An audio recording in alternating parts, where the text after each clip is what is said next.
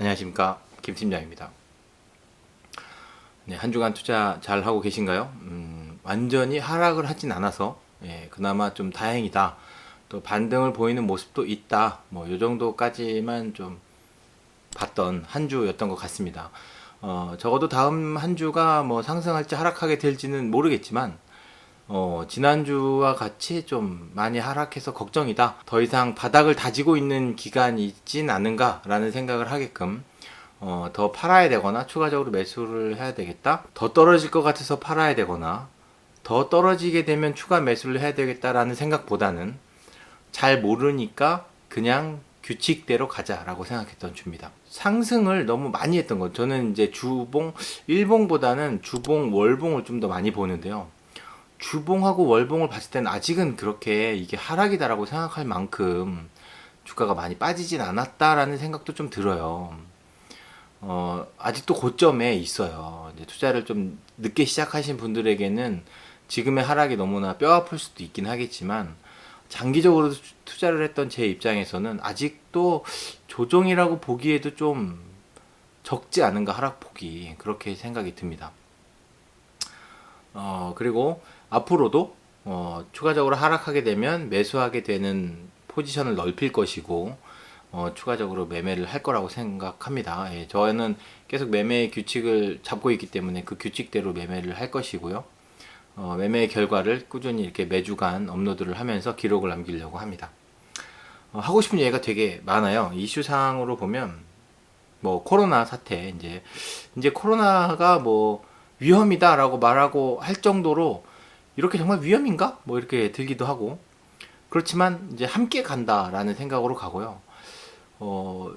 생각보다 코로나가 그렇게 만만치는 않지만 이제 사람들은 만만하게 생각하고 있는 것 같아요. 그렇다고 하면 벌써 코로나에 대한 내용들은 반영이 다 되어 있어요. 그러니까 주가 자체는 한 6개월 정도 선행한다고 생각했었는데 6개월보다 좀 더 길게 한 1년 이내까지는 선행한다, 선반영한다라고 보고 있고요. 벌써 이제 코로나가 다 끝난 것처럼 행동하고 있는 사람들이 있고, 코로나가 끝났을 때 내가 투자했던 기업들이 어떠한 상황에 도달할 거다라는 것들을 반영해서 주가가 움직이고 있는 것 같은 생각이 좀 듭니다. 그리고 미국에서 테이퍼링하고 금리 인상 얘기 계속 나오고 있고요. 테이퍼링을 시작하게 돼, 실질적으로 테이퍼링이 시작되는 그 순간 금리 인상에 대한 주가가 반영이 될 거라고 생각이 됩니다. 지금도 은행 금리나 테이퍼링에 관련된 그 기업들에 대한 주가가 움직이고 있고, 지금에 있는 이 조정도 테이퍼링에 대한 영향이 좀 있지 않은가라고 생각이 들 정도로 선반영이 되고 있다라고 생각이 됩니다. 이럴 때에는 특정한 그 목적이 있는 기업에 투자를 하기보단 전반적인 섹터와 지수에 투자를 하는 것이 훨씬 더 안전하고 좀 수익률을 가져갈 수 있는 투자가 아닐까 합니다. 저는 이제 인버스에도 투자를 하고 있고 섹터 투자 ETF도 투자를 하고 있기 때문에 하락할 때는 인버스와 섹터 투자했던 것들에 대해서 수익률이 나고 있어요. 물론 어떤 업종이냐에 따라서 수익률이 달라지긴 하지만 골고루 업종을 갖고 있기 때문에 금리가 인상이 되는 걸로 인해서 뭐 보험주나 은행 관련된 주식이 좀 은행 관련된 ETF가 수익률이 좀 높고 그렇게 되고 있습니다. 그리고 원자재하고 에너지가 상승한 것, 이거는 지금까지 현금이 많이 풀리고 현금의 가치가, 그러니까 달러의 가치가 많이 하락한 것도 하나의 요인이고, 중국과 호주 간에 문제가 생긴 것 때문에라도 석탄에 대한 수요가 많다라고는 하지만, 전 세계에 있는 석탄의 생산량이 비슷하다고 하면 석탄의 가격이 이렇게 오르는 거는 수요와 공급에만 있는 건 아닌 것 같다. 근데 물론 수요와 공급에 따라서 전 세계의 그 원자재 가격이 움직일 수도 있긴 하지만, 석탄에 대한 원자재뿐만 아니라 에너지에 대한 원자재 가격이 모두 다 오르고 있는 것에 대해서 관심을 좀 더 가질 필요가 있을 것 같아요. 우리 지구가 에너지를 생산하면서 그 에너지를 소비하면서 발전해왔고, 원자재를 가공하고, 그 지구에 있는 물건들, 지구에 있는 흙, 모래, 바람, 뭐 공기 이런 것처럼 석탄이나 뭐 철광석, 보석 이런 것들을 이용해서 우리가 소비를 했잖아요. 그걸 유통하고 가공하고 그거를 제조하는 과정에서 생산물을 만들어내고 그 생산물에 대한 노동력과 또 사용하는 사람들에 대한 소비에 관련돼서 경제가 흘러가고 돈이 흘러가면서 경제가 활성화되고 이런 과정에서 우리가 지금까지 발전을 해온 거죠. 좀 더 편안하고 좀 더 전문적이고 조금 더 디지털화되고 산업화되어 있던 물건들, 값싸고 편안한 물건들을 생산하게 되면서 그런 생산하게 되는 기술이 발전하고 그러면서 인간이 편리한 삶을 살게 되고 그 편리한 삶을 살기 위한 소비가 발전하고 그러면서 금융이 발전하고 뭐 등등등 이렇게 된 거잖아요. 그렇게 발전하고 있는 과정에서 경제가 순환이 되고 그 경제가 순환이 되면서 서비스가 이동하면서 더 노력하는 사람들이 더 많은 수익을 가져가고 또 자본에 투자하게 되기도 하고 기업이 생기고 막 이런 것들이잖아요. 예, 그렇게 하고 있는데 그거의 가장 원천인 원자재와 에너지 가격이 상승하고 있다는 거죠. 이거는 거꾸로 현금의 가치가 떨어진 것도 있지만 이 원자재가 소중하다는 것을 이제 깨달았다. 예. 예전부터 원자재가 소중했다는 것은 깨달았지만 지금 많은 사람들이 그것을 깨달았다라고 생각하면 될 것 같아요. 앞으로도 항상 우리는 원자재를 소비할 것이고 그 원자재를 이용해서 서비스를 만들어낼 거란 말이죠. 가공하고 제조하고 생산품을 운반하고 뭐 그렇게 하기 위해서는 에너지하고 원자재가 굉장히 중요하잖아요. 예, 그런 의미에서 중국이 그런 지구의 환경을 해치는 방법으로 원자재를 가공하고 생산했단 말이죠. 근데 그 전 세계 각국에서 특히 미국에서 환경을 해치면서 그 제조를 하지 말아라 라고 했어요. 그걸 갖고 미국을 압박을 했죠. 근데 그거에 반해서 계속 저렴한 인건비와 저렴한 원자재를 활용해서 제 생산품을 생산했단 말이죠. 그러면서 미국이 생산해내는 그 달러를 중국이 흡수를 한 거죠. 중국이 흡수를 하는 과정에서 환경이 파괴되고 인권이 유린됐다 뭐 이런 걸로 해서 그렇게 하지 말아라. 근데 중국이 지금 그래 그럼 그렇게 안 할게. 우리도 친환경적으로 가고 석탄 생산을 줄이고 그렇게 하려다 보니까 친환경적으로 가려다 보니까 그럼 그런 물건들을 싸게 제조할 수가 없겠네. 그러면 앞으로는 물건을 생산하는데 필요한 그 원가가 많이 올라가겠죠. 그러면 우리가 소비를 더 많은 돈을 주고 소비를 해야 되는 상황이 오는 겁니다.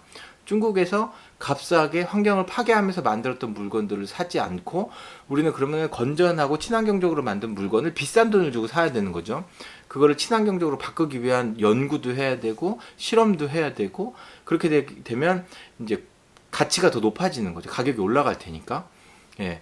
그럼 이제 대외적으로 우리가 친환경적으로 되는 물건들을 매매를 해야 되겠다. 그런 쪽으로 이제 구매를 해야 되겠다라고 한다면 중국도 앞으로 그렇게 매매를 할 겁니다. 근데 또 막상 소비를 하는 입장에서 비싼 돈을 주고 물건을 사기에는 아까운 거죠. 또 어떤 사람은 조금 더 싸지만 뭐 환경을 파괴하든 말든 싸게 또 구매를 하고 싶어하는 사람들이 있을 거란 말이죠. 네, 그래서 그 특수한 원자재들은 매매 자체가 공식적으로 이루어지지 않고 약간 비공식적으로 이렇게 매매가 이루어진다고 하더라고요.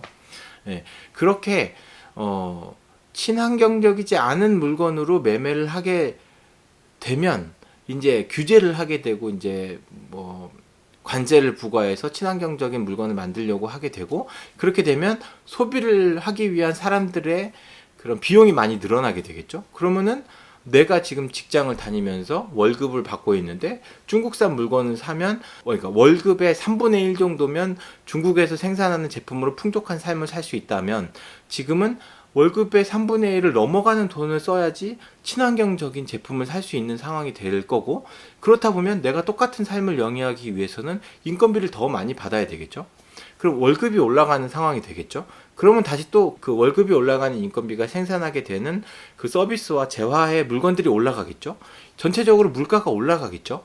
자, 미국이 지금까지 엄청나게 돈을 많이 풀었잖아요. 코로나 때문에도 풀었고 그 민간 그 서민들에게 그런 돈을 풀고 소비할 수 있게 그리고 소비를 해서 시장이 돌아갈 수 있게 매출을 올릴 수 있게 해서 미국 시장의 가치가 많이 올라가고 주가가 많이 올라갔어요.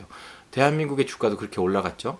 네, 그렇게 올라간 상황에서 인건비가 올라가게 되고 원자재 가격이 올라가게 되고, 그러면 월급을 더 많이 올려받아야 되고, 그 막 구인난이 난다고 하잖아요. 그만큼 돈을 안 주면 일을 안 하겠다는 거죠, 아예. 차라리 그렇게 일을 안 하고 그냥 내가 원하는 만큼 이제 이 정도면 됐다, 이제 영위하는 삶을 살겠다. 그럼 일을 할 사람이 필요하면 그만큼 돈을 줘야 되는 거죠. 그러면은 인건비가 올라가게 되고, 아까 말씀드린 것처럼 물가가 전체적으로 상승하게 되는 거죠. 물가가 전체적으로 상승하게 되면 지금까지 풀었던 돈들이 돌아가는 일정한 비율대로 또 돌아가는 거죠, 이게. 예. 그렇게 또 앞으로 상황이 벌어지지 않을까. 인플레이션이 일어난다고 하는 것은 물가가 올라간다는 것이고, 최종적으로 월급이 올라간다는 것이고, 또 월급이 올라간다는 것은 자본가들이 또 그 인력을 사용했을 때의 그 인건비를 감당할 수 있는 수준이 올라간다는 거죠. 예. 그 서민에게 돈이 그만큼 더 많이 그러니까 근로자에게 돈이 많이 풀려야 되는 상황이 올 수도 있다라고 생각합니다. 이게 정상적으로 이렇게 된다고 하면 정상적인 경제 순환이 오긴 하겠지만, 이 상황에서 어떤 기업들은 인간을 쓰지 않고 기계를 쓰겠다, 또 기계를 더 발전하게 하겠다라고 할 수도 있는 거고, 그러면 더욱더 인간의 그런 소비들이 줄어들게 되겠죠. 왜냐하면 친환경적으로 만드는 물건들을 소비하려면 일반 그 근로자들이 더 많은 급여를 받아서 그 급여를 소비를 해야 그 물건들을 만들어내는 건데, 소비를 줄이게 되고 물건값은 올라가게 되고, 이런 상황이 오게 될 수 있지도 않을까요? 이게 원자재가 상승하는 것이 미국에서 코로나로 인해서 현금을 많이 풀었고 원자재가 상승했다는 것에 그런 앞으로의 방향을 어느 정도 생각을 해보자면 이런 방향이 되지 않을까 싶습니다. 이게 이 원자재 가격이 상승한다는 거는 물가가 올라갔을 때 그 올라가는 것을 직접적으로 반영하기가 되게 어려운데, 그 원자재 가격이 그 물가를 상승하고 있는 그 시작이 아닌가 싶습니다. 이제 물론 주식이나 부동산 가격이 상승한 것도 있고, 주식이나 부동산도 어떻게 보면 그 원자재하고 비슷한 그 자본이 될 수도 있는 거죠. 네, 그런 의미에서 인플레이션이 온다. 제가 이제 한 반년 전부터 인플레이션 얘기를 계속 했는데, 정말로 이게 현실적으로 다가오게 되어 있고, 물론 주가는 이것을 한 6개월, 1년 정도 선반영해서 주가가 지금 이루어지고 있는 겁니다. 예. 이게 현실적으로 이루어지고 있기 때문에 다시 한번 더 이제 말씀을 드리는 거고요. 저도 이제 그렇게 느끼고 있는 거죠. 그거에 따라서 어떻게 매매가 변할 거냐, 이건 솔직히 없어요. 앞으로 주가가 어떻게 변할지 나도 모르니까. 근데 자본은 소유한다. 자본은 소유해야 한다. 그래야 이 변화하는 인플레이션과 올라가는 물가를 내가 따라갈 수 있으니까. 그 인플레이션 현상과 물가가 상승하는 거에서 멈춰 있는 건 현금밖에 없어요. 내가 무언가 재화와 서비스를 교체를 해야 돼요, 현금은. 그러려면 떨어져 있는 현금을 내가 들고 있다고 하는 건, 나중에 재화와 물가가 올라갔을 때에는 나의 현금의 가치가 줄어드는 거죠.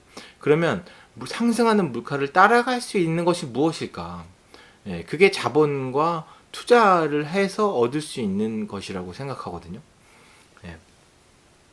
자, 그렇게 원자재 가격 상승이 우리에게 다가오고 있다는 거. 원자재 가격 상승은 곧 제품 가격의 상승이 될 것이고, 미국과 중국에 대한 다툼은 지금 원자재 가격의 상승이 좀 더욱더 촉진되게 되는 계기가 아닐까 생각이 됩니다. 정치적인 얘기를 제가 원래 경제에서는 잘 안 하는데, 주식 관련해서는 경선은 아니죠. 대선과 총선이 되게 영향을 많이 미치잖아요. 관련된 테마주들이 막 있으니까. 저는 그런 테마 때문에 제가 갖고 있는 주식이 상승한다면 제가 매매하는 규칙에 따라서 상승하는 주식은 매도한다 라는 기준으로 매매를 하고 있습니다. 대선 테마 절대로 노려서 시작하시면 안 됩니다. 대선 테마는 우리 개인 투자자하고 직장인 분들이 하실 수 있는 범위가 아니에요.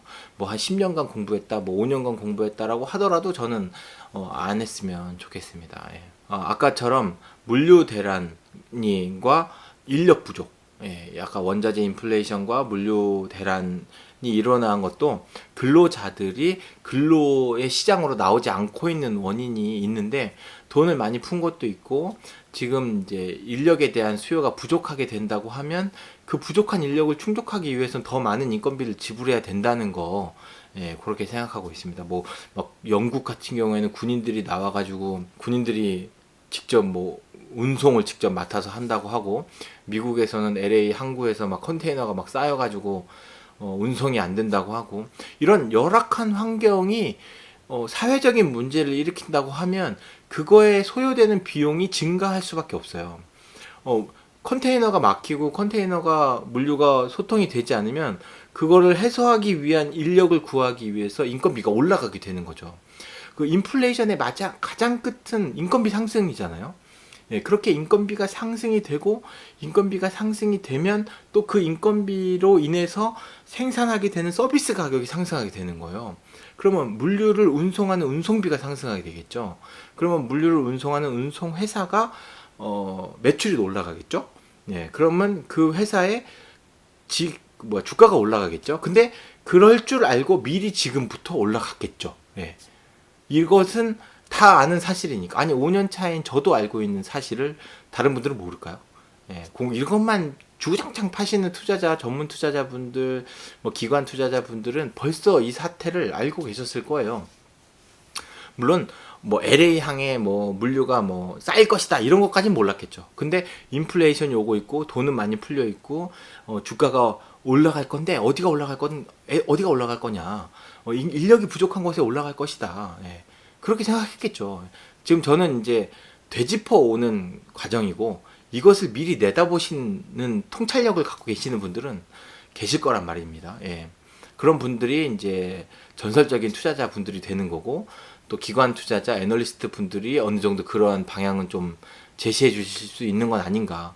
확실하게 이거다라고 말은 못해도 대략 이런 쪽으로 가겠다라는 것만 알아도 투자는 할 수 있으니까.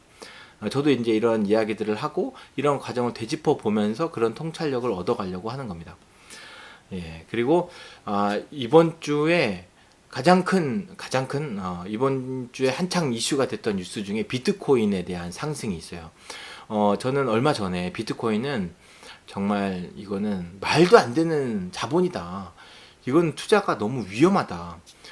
근데 사라지지는 않고 있는 거죠.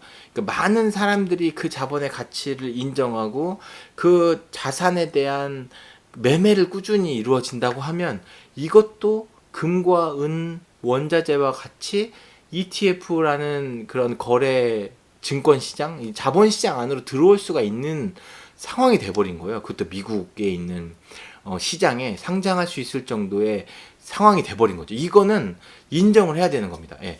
거래를 할 수 있는 자산은 되었다. 근데 현금처럼 이걸 쓸 수 있느냐? 이거를 그 달러와 원화 이런 것처럼 하나의 국가 통화로서 지금 뭐 물론 이제 그 어디죠? 그 남미 쪽이 어디죠? 남미 쪽에 있는 나라에서는 이거를 통화로 인정을 했잖아요. 물론 이제 그 나라로 통화로 인정을 했으니까 비트코인 가격이 상승하느냐 하락하느냐에 따라서 그 나라의 물건 가격이 막 바뀔 수도 있고 막 하겠죠. 물론 이제 그런 것을 해지를 하고 거래를 하니까 어느 정도 기준된 가격으로 하긴 하겠지만, 어쨌든 뭐 여행자 입장에서는 어느 순간 뭐 하루 이틀 차이로 막 비트코인 가격이 막 올라가고 내려가고 하니까, 지금 외환 시장에서는 뭐 0.1% 이렇게 움직이는 것도 큰 뉴스가 되는데, 비트코인은 막 하루에도 막 10%, 5%막 이렇게 움직이니까, 그 나라에 여행을 간다고 쳤을 때 버스 요금이 오전에는 1,000원이었다가 오후에는 막 2,000원 되고 막 그런 상황이 되겠죠. 예, 뭐 그런 상황을 그 나라에서 받아들이겠다고 하면 괜찮은 겁니다. 근데 어쨌든 중요한 건 ETF로 상장이 되면서 이것을 공식적으로 거래할 수 있는 자본으로 인정했다. 이것만으로도 정말 비트코인은 투자자분들이 지금까지 바랬던 것들을 거의 다 이루어 주었던 게 아닌가. 뭐 국가 통화로 인정한 나라도 있었으니까. 근데 투자하는 자산이, 여러분들께서는 내가 투자한 자산이 하루에도 10%, 20%씩 등락하는 것을 나는 괜찮다. 비트코인 자체를 투자하는 것들은 그 정도 등락은 당연히 있어야지라고 생각하시는 분들이라고 하면 오히려 안전한 비트코인에 투자하시는 게 맞다고 봅니다. 이제 그런 게 이제 자산으로 인정을 받았으니까. 우리나라도 아마 이제 그거에 관련된 기업들을 묶은 ETF가 나오지 않을까 하는 생각도 합니다. 탄소 배출권을 매매하는 ETF도 있고요. 비트코인을 매매하는 ETF. 그러니까 비트코인 자체를 거래한다기보다 비트코인을 투자해서 비트코인 가격에 추종이 되는 그런 기업들을 모아놓은 ETF를 상장이 되지 않을까 뭐 하는 그런 생각도 해봅니다. 뭐 그렇게 상장이 된다 그러면 저도 이제 한번 사보는 것도 나쁘지 않을 것 같아요. 이렇게 이제 뭐 되고 있죠. 이제 자산과 자본이 변함으로 인해서 내가 투자하고 있는 기업에 대한 주가가 어떻게 변하느냐가 너무나 이렇게 명확해요. 이게 경험상으로 봤을 때, 이러한 자산, 그러니까 이러한 뭐 금리가 올라갔을 때는 은행주가 올라간다. 뭐 이런 것들은 다 알고 계시는 것들이잖아요. 그런 것처럼 미국에서 테이퍼링을 시작하면 어떻게 된다. 뭐 인플레이션이 오면 어떻게 된다. 그렇게 되면 어떠한 주가가 좀 올라간다라는 것들이 공식처럼 되어 있는 게 있어요. 그것도 이제 많이 보시고 경험을 해 보셔야 남들이 뭐 금리가 올라가면 은행주가 상승할 거래라고 얘기하면 그래 라고 할 수는 있지만 내가 직접 그 말만 듣고는 투자할 수 없는데 한번 그런 얘기를 듣고서 은행 금리가 올라가는 걸 내가 경험을 했다고 하면 그 다음에는 매매를 할 수 있겠죠. 내가 경험을 했으니까. 투자를 하진 않더라도 옆에서 그 얘기를 듣고 그 상황을 지켜봤다고 하면 그 상황에 맞게 그 다음번에 금리가 올라갈 때는 은행주를 투자를 해야지 라고 생각하잖아요. 이것이 경험이잖아요. 여러분들도 그렇게 투자를 하면서 경험을 많이 늘려놔야 물론 공부도 중요하지만 공부를 하고 그걸 경험을 해야 그 한 번 경험한 걸 가지고 그 다음번에 그거랑 비슷한 상황이 왔을 때 투자를 할 수 있고 투자를 한 것에 대해서 믿음을 가지고 기다릴 수 있는 투자를 할 수 있다는 거죠. 저도 뭐 그렇게 많은 경험은 아니지만 적어도 내가 보유하고 있는 자산이 없어지진 않을 거다. 그리고 물가가 상승하는 것만큼 이 기업들은 꾸준히 상승할 것이다. 그리고 저는 개별 업종 기업도 있지만 그런 업종이나 섹터에 투자하는 ETF를 보유하고 있기 때문에 ETF 자체는 시간이 지나면서 계속 리밸런싱을 해줘요. 그 안에서 그 ETF의 규정에 맞는 그런 기업들을 주기적으로 교체를 해주기 때문에 지수가 사라지진 않잖아요. 그런 지수에 투자를 한다고 보시면 됩니다. 그렇게 하고 그런 사라지지 않는 지수가 상대적으로 내가 보유했던 것에 대비해서 상승을 한다면 매도를 하고 보유했던 것 대비해서 하락을 한다면 매수를 하는 겁니다. 사라지지 않을 거라고 하면 하락할 때 매수하는 게 겁이 안 나겠죠. 지금 원자재 가격을 예를 들면 원유 가격이 엄청나게 상승을 하고 있어요. 지난 해에 마이너스 40불까지 갔던 게 지금은 80불 이상 올라갔단 말이죠. 지금 당장 주유를 할 때도 주유비가 막 1,500원대예요. 이게 말도 안 되죠. 이게 원래는 막 900원, 막 1,000원 막 이렇게 했던 게 1,500원. 그럼 얼마야? 50%가 오른 거잖아요. 그렇다면 이 원유라는 것이 사라질 것이냐? 안 사라집니다. 자, 그렇다면 원유 가격도 보면 약간 제가 예전에 그런 게 있었던 것 같아요. 규제를 하고 있는 산업에 대한 가격이 상승한다. 원유의 채굴을 막으면 친환경을 위해서 원유의 채굴을 막으면 원유의 가격이 상승합니다. 근데 거꾸로 트럼프는 원유와 그런 세일 오일에 대해서 되게 개방적으로 그걸 풀어줬잖아요. 원유를 많이 써라. 뭐 부흥시키기 위해서 원유 관련된 사람들이 막 좋아지기 위해서 그 원유를 많이 파서 써라 그랬더니 원유의 가격이 오히려 막 하락하는 거야. 원유 세일 오일도 막 나오고 막 하니까 뭐 코로나 때문에 하락한 건 단기적으로 하락한 거지만 그 원유를 막 퍼다 쓰려고 하는 그때는 원유 가격이 막 하락하고 원유 기업을 살리려고. 근데 원유를 갑자기 규제하고 하지 말아라 막 그러면 또 상승하고 거꾸로 원유가 막 안 될 것 같아서 원유는 이제 뭐 안 될 것 같아 친환경이 더 대세일 것 같아 라고 생각했는데 갑자기 막 원유 가격 상승하고 천연가스 상승하고 이렇게 되잖아요. 그렇게 된 것처럼 지금 원유 가격이 엄청 이렇게 상승하고 있어요. 거꾸로 이렇게 되면 막 두바이나 사우디아라비아 이런 데에서 기름 막 퍼는 그런 나라들은 엄청 돈을 많이 벌겠네요. 되게 조용하죠. 그렇게 따지면. 저는 그런 것 같아요. 제가 보유하고 있는 것들 중에 하락하고 있는 것들을 보면 조용해요. 조용하게 말이 안 나와. 막 상승하고 있고 엄청나게 막 고점을 치고 있는 거 지금 저점일 때는 말을 안 하다가 막 상승하는 거 막 지금까지 수익이 어떻네 저떻네 막 이런 것들만 뉴스에 막 나와요. 그러면 모르는 사람들은 그렇게 뉴스에 나오고 말이 많이 나오는 것들만 보고 긍정적인 전망만 보고 당시에 매수를 합니다. 근데 거꾸로 말이 없고 조용하고 지금 같은 경우에는 화장품이나 의료기기, 헬스, 바이오 이거 다 필요한 거거든요.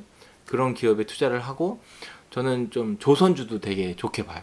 우리나라에서 조선에 관련된 기술이 되게 뛰어나고 있고 원유 시추하고 있는 것들 뭐죠? 쇠빙선 이런 것들도 되게 잘 만든다고 하더라고요. 그래서 조선소와 그런 조선 관련된 그런 수리하는 거 그런 기업들도 엄청 전망이 좋다고 생각합니다. 이게 규모가 되게 커서 대규모 자본금이 필요하고 장기간의 프로젝트라고 해서 약간 리스크가 있고 매출이나 원가를 산출하기가 좀 어려운 것도 있긴 하지만 산업 자체가 특수하고 우리나라가 되게 높은 기술력을 보유하고 있다라고 하기 때문에 장기간 투자하는 걸 봤을 때는 조선 관련된 기업도 좋다고 생각합니다. 그리고 지금 보면 대우조선해양 주가도 많이 떨어져 있더라고요. 예. 그런 것도 추가적으로 매수하면 좋겠다. 뭐 제가 지금 삼성중공업을 보유하고 있는데 삼성중공업 좀 더 안정적인 재무 환경을 갖고 있어서 투자를 시작한 거예요. 근데 대우조선해양도 높은 기술력을 갖고 있더라고요. 그리고 PBR도 되게 지금 1 이하로 되게 낮아요. 전망이라고 생각하기에는 좀 그렇지만 필수적인 산업의 하나다. 우리가 뭐 순간이동이 개발되지 않는 이상 항공이나 철도로 운송하는 것들이 되게 효율적으로 그런 운송을 할 수 있는 거라고 하기 때문에 철도 관련된 그 조선 관련된 그런 기업들도 눈여겨보고 있습니다. 네. 주식도 장기간 보유하면 부동산과 같은 효과를 나타낼 수가 있어요. 근데 부동산 같은 경우에는 내가 그때 부동산 가격을 잘 모르잖아요. 내가 뭐 오늘 우리 집 가격이 얼마야? 내일은 얼마야? 뭐 일주일 있다가는 얼마야? 이게 실시간으로 알 수가 없잖아요. 왜냐면 제가 보니까 같은 아파트에 같은 면적에 같은 타입의 집인데도 같은 층이어도 예, 같은 층이어도 뭐 어떤 집이 매매가 되었다라고 뭐 10억에 매매가 되었다 그러면 우리 집은 우리 집만의 장점을 막 생각해요. 실제 내 집이 아니니까. 아, 저기 거래된 집보다는 우리 집이 뭐 뷰가 더 좋아. 뭐 방향이 더 좋아. 햇살이 더 잘 들어와. 그리고 층이 더 높아. 뭐 이런 의미가 있어요. 무조건 우리 집이 더 좋아. 예, 내 집이니까. 예, 보유 편향이 조금 있는 거죠. 아무리 상대방들이 주변에 있는 다른 아파트 뭐 아니면 같은 아파트에 같은 타입이 매매를 한다고 해도 내 집만의 특성을 생각하고 아니야 그거보단 더 높은 가격을 받을 거야 이런 생각. 그러니까 직접적으로 내가 소유하고 있는 것에 대한 가격이 확정이 되지가 않으니까 꾸준히 갖고 있을 수 있는 거예요. 그리고 내가 직접 살고 있고. 근데 주식이라고 하는 것은 나랑 아주 똑같잖아요. 똑같은 기업의 지분을 쪼개서 갖고 있는 거니까. 근데 나랑 진짜 똑같아. 다른 게 없어. 내가 갖고 있는 주식이 뭐 더 반짝반짝거리거나 더 뭐 금태가 둘러져 있거나 뭐 글씨를 뭐 잘 썼거나 그런 것도 아니에요. 그러다 보니까 나랑 똑같은 거니까 똑같은 게 거래되는 가격이 얼마라고 하니까 내가 들고 있는 가격에 대한 게 얼마라는 게 딱 지켜지는 거죠. 그렇다 보니까 더 흔들리는 거예요. 이거는 아, 내 건데 내 거가 가격이 이렇게 내려갔어? 내 거가 가격이 이렇게 올라갔어? 라고 하는 것에 흔들리는 거죠. 심리적으로. 실제는 그렇지 않은데. 실제는 필요에 의해서 매매하는 사람들이 있을 수도 있고 기업은 변하지가 않는데 기업의 뭐 시장 상황이 변했거나 아까처럼 금리가 변했거나 테이퍼링이 있거나 뭐 사업의 방향성이 변했다는 것들은 아닌데 매일매일 변하는 게 사업이 일리는 없잖아요. 사람의 심리에 의해서 뭐 필요에 의해서 주가가 변동이 될 수도 있는 건데 그 기업 자체는 변하지가 않는데 집 자체가 움직이지 않듯이 기업도 그렇게 크게 움직이지 않는데도 매매가 되고 있는 그 순간순간의 가격들 때문에 내가 들고 있는 것에 대한 주가가 막 변하는 것처럼 느껴지는 심리가 있는 거죠. 그러다 보니까 더 불안하게 되고 그런 불안한 심리에 내가 떨어진 가격에 그 압박을 견디지 못하고 추가적으로 매수를 하지 못하고 팔아버리는 상황이 오는 거죠.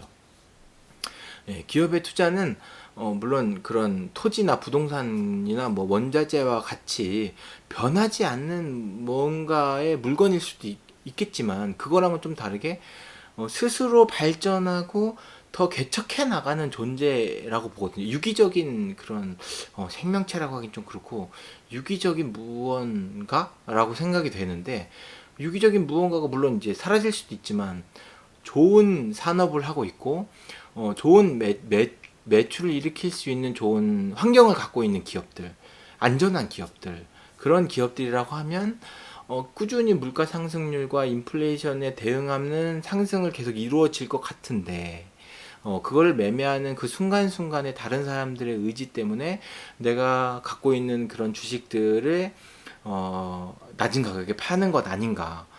꾸준히 들고 있는 건 맞습니다. 저는 상승하는 것은 매도하고 하락하는 건 매수하지만 평균적으로 제가 투자 금액을 계속 늘려가고 있기 때문에 하락하는 것을 매수할 때 상승했을 때 매도했던 금액보다 더 많이 매수를 하려고 그렇게 매수하고 매도하는 그런 기준을 정해놓은 거니까 앞으로 이제 제가 매매하는 걸 꾸준히 보시면 아실 것이라고 생각이 됩니다. 예.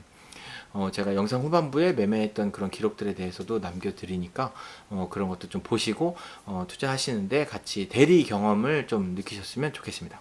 네, 이렇게 투자하는 것들에 대해서 두려움 갖지 마시고 지금 이제 단기적인 조정 뭐 물론 더 떨어질 수도 있습니다.